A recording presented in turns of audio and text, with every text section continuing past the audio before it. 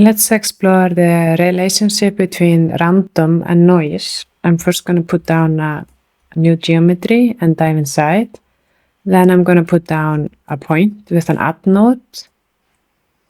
Choose to add 1 point, then you can see it here, point number 0. And then I'm going to use a solver.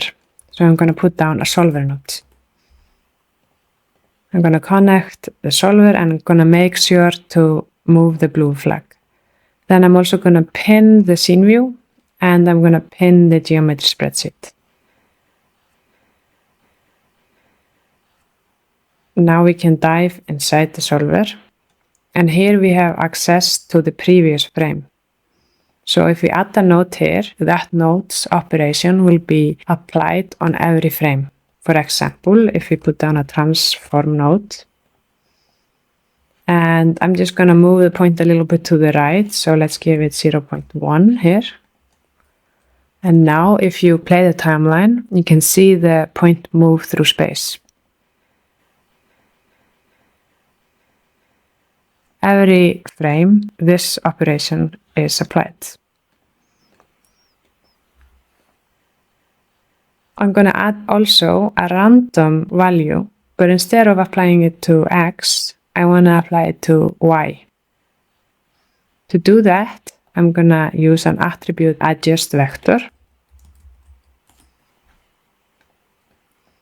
And I want to affect position P, so I'm going to change the attribute name to P. For now, I'm going to set the operation to set always. And then I'm going to make sure it only affects Y, because I want it only to override Y. Let's adjust it with a random. And I want it to be both negative and positive value, so I'm going to choose 0 centered. Now if we play the timeline, you can see that it always creates the same value. But what I want is a different value per frame. So I am going to write the frame number into the sheet. So add frame. So this will give us a different sheet on every frame and a different value on every frame. So now if we play, you can see different numbers are created.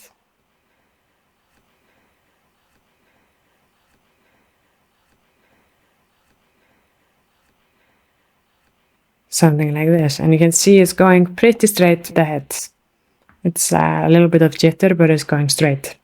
So now, instead of setting the operation to set always, I'm going to accumulate this value by adding them up together. So now if we play, you can see something different. And if we go upstairs and put down a trail node, and you can see now we have got 2 points because the trail length is 2. I'm going to set the trail length to 240 like the frame length. And now you can see something like this. So this is starting to look like a noise pattern. If we go back inside and instead of adding, we decided to set always. You can see this is pretty uniform. But by adding the values and having each value depend on its previous value, that's where we start to see a pattern.